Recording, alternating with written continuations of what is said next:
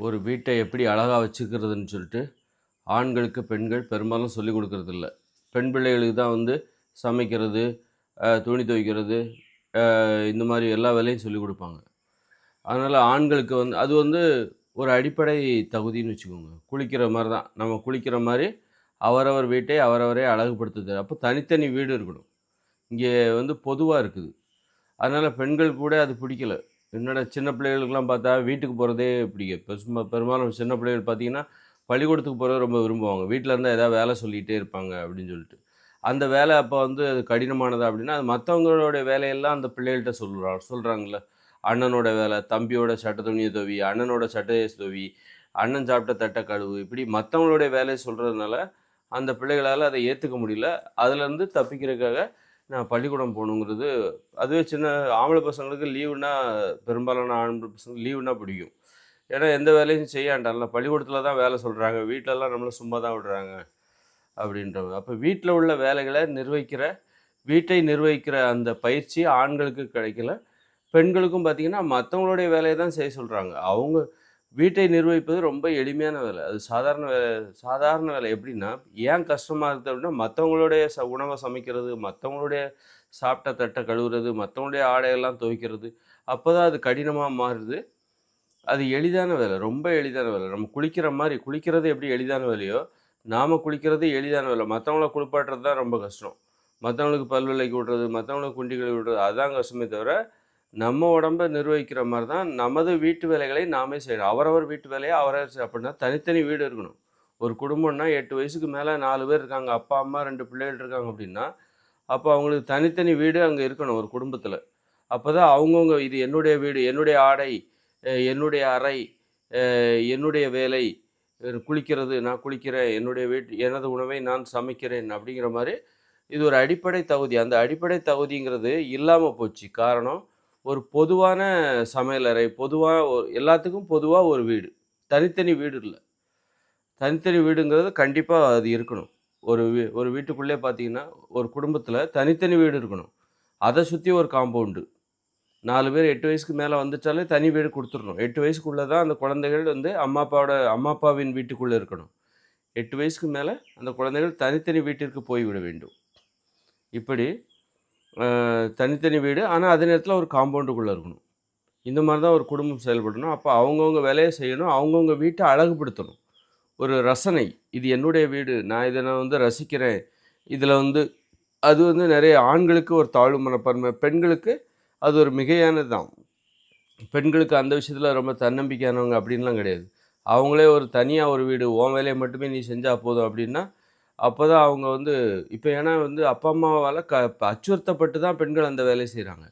இப்ப பெண்கள் வந்து வீட்ல உள்ள வேலையெல்லாம் செய்றாங்க அப்படின்னா, அச்சுறுத்தப்படுகிறார்கள். நீ சமைக்கணும், நீ துவைக்கணும், வீட்ட தூய்மையா வச்சுக்கணும் அப்படின்னு அச்சுறுத்தப்படுகிறார்கள். உனக்கு அச்சுறுத்தலே இல்ல அப்படின்னா, பெண்கள் அப்ப அவங்க வீட்ட எப்படி பார்த்துப்பாங்க? அச்சுறுத்தலுக்கே பழக்கப்பட்டு, அச்சுறுத்தலை தவிர இன்னொன்னு இல்லங்கிற மாரி சிலர் இருப்பாங்க. அ அச்சுறுத்தலுக்கே பழக்கப்பட்டு, அதுவே அவங்க இயல்பு மாரி மாறிரும். அதனால அப்படிலாம் இல்லாம, ஒரு சுதந்திரம் எந்தவித கட்டாயமும் இல்லப்பா. உன் வீட்ட நீ நீ குளிச்சா, நீ குளிச்சாலும் சரி, குளிக்கலனாலும் சரி, உன்ன யாரும் கேட்க மாட்டாங்க. அதுபோல உன் வீட்ட நீ தூய்மை செஞ்சாலும், தூய்மை செய்யலனாலும் யாரும் கேட்க போறதில்ல. ஒருத்தருடைய வீட்டுக்குள்ள யாருமே வரக்கூடாது. நீ என்ன பண்ணி எப்படி உன் வீட்ட வச்சிருக்கன்னு யாருமே பார்க்க போறதில்ல. அப்படி இருக்கும்போது, உன்னுடைய வீட்டை நீ எப்படி வைத்துக் கொள்கிறாய்? அப்ப அழகாக வைத்துக் கொள்கிறாய். நீ அப்படிங்கிற மாரி அந்த தன்னம்பிக்கை வந்து ஒவ்வொருத்தருக்கும் வரணும். இன்னைக்கு ஆண்களுக்கு அந்த தாழ்வு மனப்பான்மை இருக்கு. ஒரு வீடுன்னு நமக்குன்னு ஒரு பெரும்பாலான பெண்களுக்கும் ஒரு அச்சுறுத்தப்படாத சூழலில் இருந்து கொண்டு, நான் எனது வீட்டை அழகாக வைத்துக் கொள்கிறேன், தூய்மையாக வைத்துக் கொள்கிறேன். அப்படிங்கிற அந்த அனுபவம் பெண்களுக்கும் இல்ல, இப்ப ஆண்களுக்கும் இல்ல. ஆண்களுக்கு அ ஆண்களுக்கும் சுத்தமா இல்ல. அப்ப பெண்கள் அச்சுறுத்தலுக்கு பயந்து தான் சமைக்கிறாங்க. அச்சுறுத்தலே இல்லன்னா துணி துவைப்பாங்களா? அவங்க துணிய அவங்க எப்படி துவைப்பாங்க? வீட்ட எப்படி சுத்தமா வச்சுப்பாங்க? அ ஆண்களுக்கு அந்த பயிற்சி அச்சுறுத்தி கூட அவனுக்கு அந்த பயிற்சி கொடுக்கப்படவில்லை. ஆண்களை அச்சுறுத்தி கூட அவனுக்கு வீட்டை தூய்மையாக வைத்துக்கொள்வது, சமைக்கிற பயிற்சி எதுவுமே கொடுக்கப்படவில்லை. அப்ப இது ஒரு தாழ்வு மனப்பான்மை. இப்ப நான் குளிக்கவே இல்லன்னா, எனக்கு தாழ்வு மனப்பான்மை கண்டிப்பா வந்துரும். எனக்கு குளிக்கல, நான் குளிக்க மாட்டேன் அப்படின்னா, எனக்கு ஒரு தாழ்வு மனப்பான்மை வந்துரும். நான் பல் துலக்க மாட்டேன் அப்படின்னா, எனக்கு ஒரு தாழ்வு மனப்பான்மை வந்துரும். எல்லாரும் பல் துலக்குறாங்க. அப்போ அந்த மாரி அப்போ நான் பல் துலக்கிறேன், குளிக்கிறேன் 2 வேளை பல் துலக்கிறேன் அப்படின்னா, எனக்கு ஒரு உயர்வு மனப்பான்மை. என்னை பத்தி பெருமையா இருக்கும். எனக்கு நிம்மதியா இருக்கும். ஒரு பயம் இல்லாம சொத்த பல் எதுவும் வராது. அப்புறம் 2 வாட்டி குளிக்கிறேன் அப்படின்ற மாதிரி ஒரு உயர்வு மனப்பான்மை. குளிக்கலன்னா அதுபோல தான். எனக்கு வீட்டை நிர்வகிக்க தெரியாது. இப்போ பேச்சுலருக்குலாம் ஏன் வீடு குடுக்க மாட்டேன்றாங்க? முக்கியமா அவங்க வீட்ட சுத்தமா வச்சுக்க மாட்டாங்க. பெருக்க மாட்டாங்க. ஒரு 2, 3 நாளைக்கு ஒரு வாட்டி டெய்லி பெருக்க மாட்டாங்க. அந்த மாரி வீட்ட அழகா வச்சுக்க மாட்டாங்க. அலங்கோலமாக்கிடுவாங்க. அதனால தான் பேச்சுலருக்கு பெரும்பாலும் அது ஒரு காரணம். வீடு குடுக்காததுக்கு அது ஒரு காரணம். அப்புறம் ஒழுக்கமா இதுதான் ஒழுக்கம். இந்த ஒழுக்கம் தான் அ ஒரு பாலியல் உறவில் கூட ஒரு ஆண்கள் பேச்சுலருக்கு ஏன் வீடு குடுக்க மாட்டான்? அவன் வந்து ஒழுக்கமா இருக்க மாட்டான். பெண்கள் விஷயத்துல ஒழுக்கமா இருக்க மாட்டான். அப்படிங்கிற ஒரு ஏன்னா ஒழுக்கமாக ஆண்கள் வளர்க்கப்படவில்லை. ஆண்கள பத்தி தப்பான ஒரு கருத்து வருவதற்கே இந்த பெற்றோர்களுடைய வளர்ப்பு முறை தான் காரணம். எப்படி பெண்கள வளர்க்குறாங்களோ, அதுபோல ஆண்களையும் வளர்க்கணும். வீட்ல உள்ள வேலைகள செய்யணும். அதுக்கு வந்து தனித்தனி வீடு இருக்க வேண்டும். இல்லை என்றால் கூட வீட்டில் உள்ள வேலைகளை பகிர்ந்து கொடுக்க வேண்டும். இந்த வாரம் நீ இப்போ ஒரு அண்ணன், தங்கச்சி இருக்கான்னு வச்சுக்கங்க. தங்கச்சிக்கு இந்த வாரம் என்னன்னாலும் பாத்திரம் விளக்கணும். வீட்ல உள்ள வேலைகளில் பாத்திரம் விளக்குவது இந்த வார வேலை. அடுத்த அடுத்த வாரம் பார்த்தீங்கன்னா, அண்ணன் அந்த பாத்திரத்த விளக்கணும். தங்கச்சிக்கு அடுத்த வாரம் வந்து துணி துவைக்கிற வேலைய குடுக்கலாம். இந்த மாரி வீட்டை தூய்மை செய்வது இன்னொரு வாரம் அண்ணனுக்கு கொடுக்க விட வேண்டும். இப்படி ஒவ்வொரு வாரம் இது உன்னுடைய வேலை. டெய்லி நீ வீட்ட தூய்மை செய்யணும். டெய்லி நீ தங்கச்சி வந்து பாத்திரத்த கழுவிடணும். இந்த மாரி எ வீட்டை நிர்வகிப்பதற்கு ஆண்களுக்கும், பெண்களுக்கும் கற்றுக் கொடுக்கப்பட வேண்டும். ஆம்பள புள்ளன்னா தட்ட கழுவக்கூடாது அப்படிங்கும்போது அவனுக்கு ஒழுக்கமே இல்லாம போயிருது. அங்க அங்க ஆரம்பிக்குது அவனுடைய ஒழுக்கமின்மை. அதுதான் பார்த்தீங்கன்னா, ஆம்பளை எப்படி வேணாலும் இருக்கலாங்கிற நெனப்பு அவனுக்கு வந்துருது. அதனால என்ன பண்றான், எதுக்கும் பயப்பட தேவையில்ல. அவனுக்கு அச்சுறுத்தலே இல்ல. அவன் வந்து சோம்பேறியா இருக்கிறான். வீட்ல ஒரு அச்சுறுத்தல் இருந்தா தானே அவன் அந்த வேலை செய்வான். அப்பா, அம்மா இத செய்ய சொல்றாங்க. பெருக்கணுங்கிறது நமது கடமை. இல்லன்னா அப்பா திட்டுவாரு.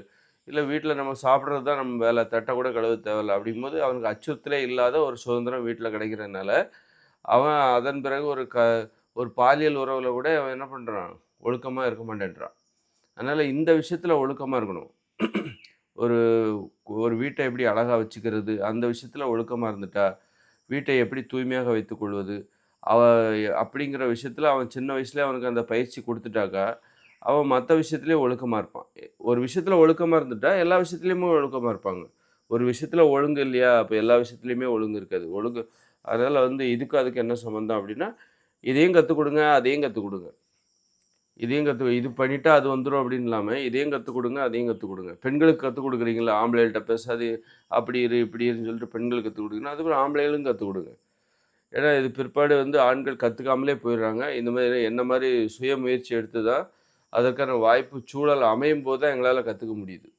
ஏதாவது தனியா போய் படிக்கிறதுக்காக தனியா போம்போது, வேலை நிமித்தமாக தனியாக வெளியூரில் தங்கும்போது, அங்கு வாடகை எடுத்து தங்கும்போது, அப்பதான் எனக்கு நமக்கு அந்த விழிப்புணர்வே வருது.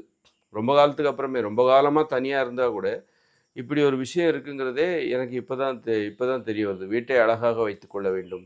அதுக்குன்னு வீட்ட அழகா வச்சுக்கும்போது பார்த்தீங்கன்னா, இப்போ பேச்சுலர்னா என்ன பண்ணுவான், பீரோலாம் வாங்க மாட்டான். ஏன்னா நெறைய வீடுகளுக்கு மாறிட்டே இருப்பான். பீரோ அந்த மாரி கனமான பொருட்கள்லாம் வாங்க மாட்டான். சேரு இதெல்லாம் வாங்க மாட்டான். கட்டில் இதெல்லாம் வாங்க மாட்டான். சும்மா அப்படியே குப்பை மாரி படுத்துட்டு, அப்போ அந்த மாரிலாம் இல்லாம ஒரு வீடுன்னா, அது ஒரு இருக்கை, அ கட்டில் நான் பாயில தான் படுப்பேன்னு வச்சுக்கோ. அப்போ பாயில படுத்தாக்கா, அப்போ கட்டில் நமக்கு தேவையில்ல. அ கட்டில் தேவையில்ல. அதே நேரத்தில பாயில படுக்கணும். அதில வந்து சேர் இருந்தா நல்லாயிருக்கும். எப்போவாவது நம்ம சேர்ல உட்காரலாம். சேர் உட்காரணும். அப்புறம் செல்ஃபு இதெல்லாம் அரேஞ்ச் பண்ணணும். ஒரு பேச்சுலர்னா இதெல்லாம் தேட மாட்டான். அப்படியே போட்டு போயிடுவான். நம்ம வீடா இது அப்படின்னு சொல்லிட்டு, அவன் வந்து ஒரு வீட்டை எப்படி அழகா வைத்துக்கொள்வது என்பதை கற்றுக்கொள்வதற்கான ஒரு வாய்ப்பு அவனுக்கு இல்லாமலே போயிரும். அப்படிலாம் இல்லாம, ஒரு வீடு அழகா இருக்கணும். அதுக்கு நம்ம என்ன செலவு பண்ணணுமோ, செலவு பண்ணி தான் ஆகணும். வாடகை வீடா இருந்தாலும் சரி, ஒரு வீடு அழகாக இருக்க வேண்டுமென்றால், இப்போ செல்ஃப் ஏதாவது இருக்கா? இல்லையா? அந்த இடத்துல ஒரு செல்ஃப் இருந்தா நல்லாயிருக்கும். அப்போ வந்து ஹவுஸ் ஓனர்ட்ட அனுமதி கேட்டு நம்ம ஒரு செல்ஃப் வைக்கணும். வச்சு, ஒரு வீட்டை அழகாக ரசிக்க பழகிக்கொள்ள வேண்டும். குப்பை மாரி அங்கங்க கிடக்கக்கூடாது. அங்கங்க அலங்கோலமா, ஒழுங்கு இல்லாம இருக்கக்கூடாது. அப்படி நம்ம பார்த்து பழக்கப்படக்கூடாது. அது ஒழுக்கம் இல்லாத ஒரு தாழ்வு மனப்பான்மையை நமக்குள்ள ஏற்படுத்தும். ஒரு வீடு அழகா வச்சிருந்தா பரவால்ல. மத்தவங்களுடைய பார்வைக்கு அது ஒரு "அப்பா!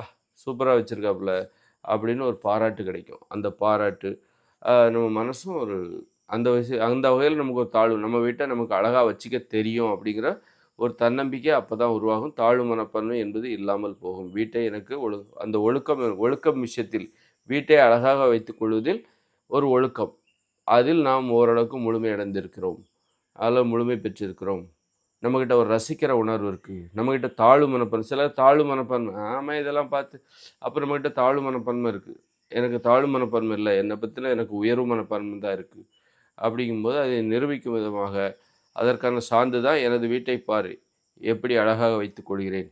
மடித்த இடத்தில் எடுத்த இடத்தில் பொருளை வைக்கிறேன். தூங்கினால் போர்வையை மடித்து வைக்கிறேன். இப்படி சமைத்தால் பாத்திரத்தை கழுவி வைக்கிறேன். அழுக்கு துணிகளை துவைத்து காய போடுகிறேன். இப்படி அற்புதமான உடற்பயிற்சி செய்வதற்கு இது அப்படி இப்படின்னு சொல்லிட்டு உடற்பயிற்சி செய்கிறேன். இப்படி ஒரு ஒழுக்கமான ஒரு வாழ்க்கை. அவரவர் வேலையை மட்டும் செஞ்சால் போதும். அடுத்தவங்க வேலையை செய்யாதீங்க. ஒரு கணவன் மனைவியோட வேலை செய்ய வேண்டாம், மனைவி கணவனோட வேலை செய்ய வேண்டாம். கணவனுக்கு உடம்பு சரியில்லைன்னா அப்போ செய்யலாம், மனைவிக்கு உடம்பு சரியில்லைன்னா கணவன் செய்யணும், அவ்வளோதான்.